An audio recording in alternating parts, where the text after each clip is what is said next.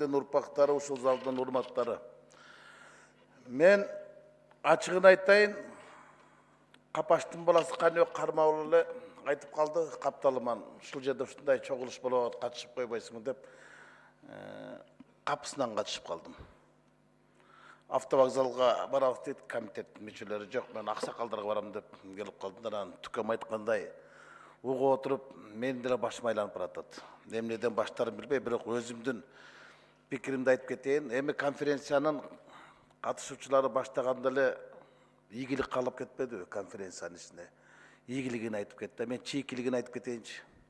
Ушундай улуттун улуу баалуулуктары жөнүндө, аларды сактоо боюнча, өнүктүрүү боюнча сөз болуп отурганда, улуттук телеканалдын журналисттери жок болсо, алар ушул улуу иштерди элге жеткирбесе, анда конференциянын эмне кереги бар эле?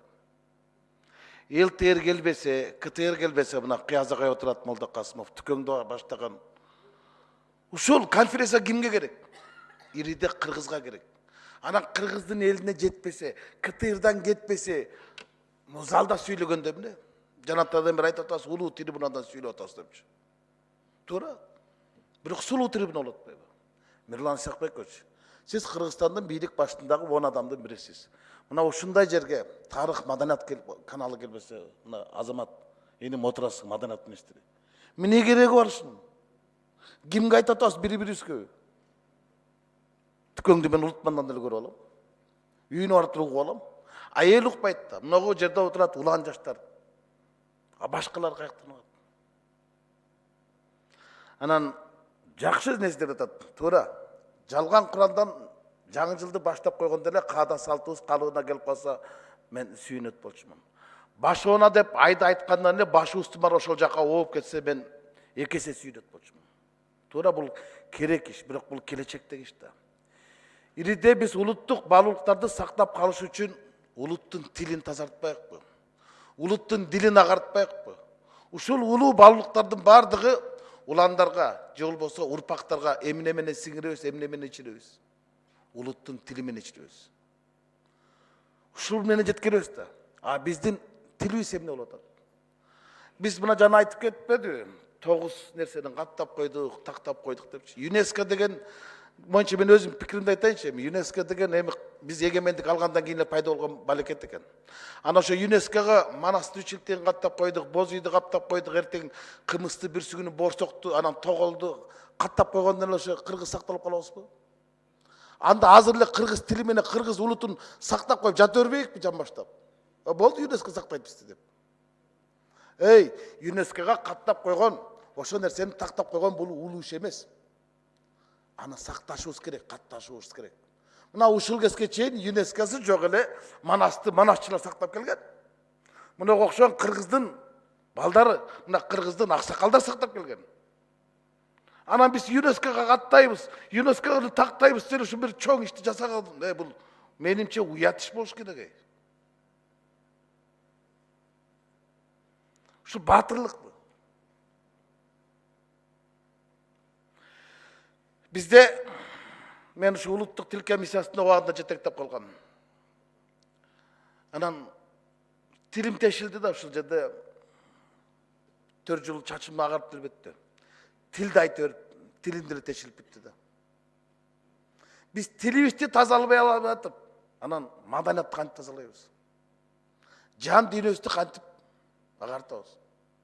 Туура, улуттук баалуулуктар керек. Улутка керек. А бизде ошол улуттукту күйүп койсоң, улутту сүйүп койсоң, улутчул дешет. Улутчул деген эки мааниде.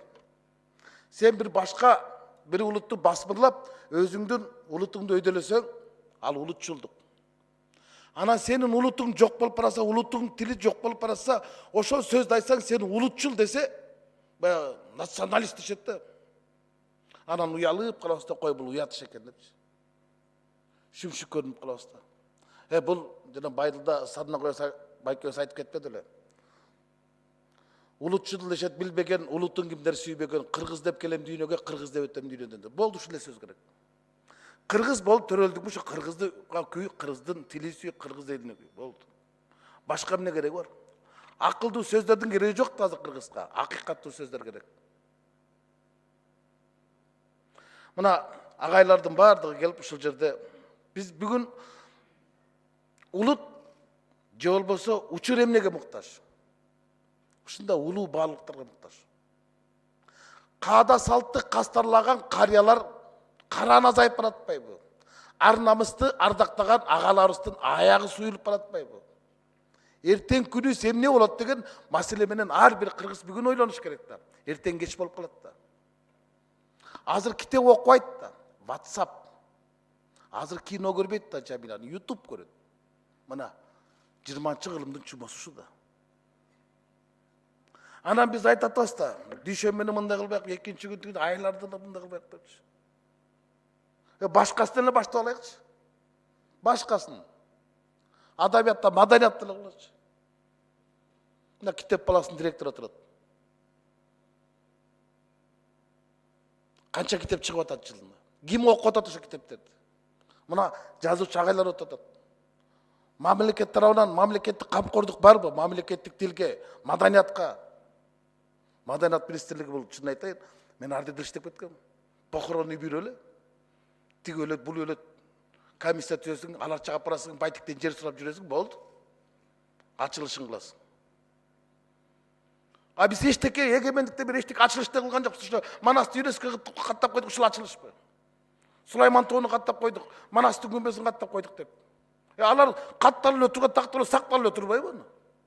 Ал биздин эмгек да. Биз кыргыздар аны сакташыбыз керек да. Мына ойлоно турган иши ушул. Алагай. Улуттун биздин азыркы күндө кыргыздын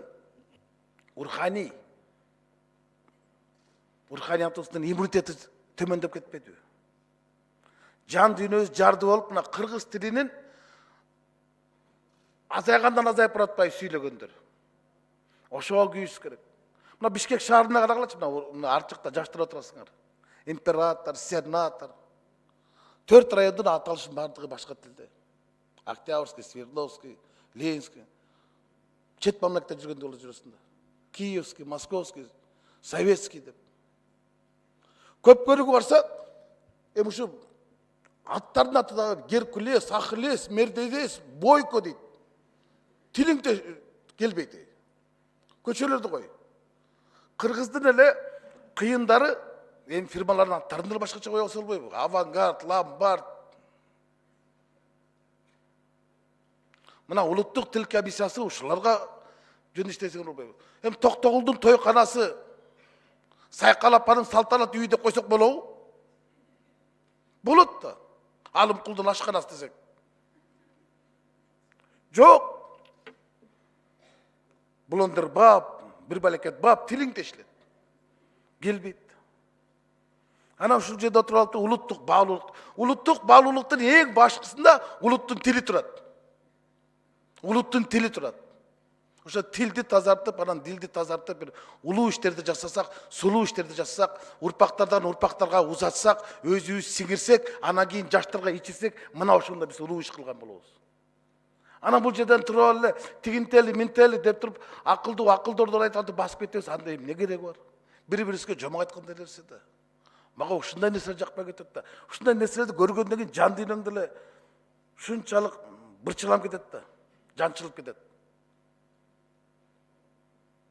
Шунчалык жакшы сөздөр айтылды. А эртең ушулар бар ишке ашабы? Кеп бошото. Биз кооз кийингенде, аны кооз сүйлөгөндө жакшы көрүп калбадыкпы?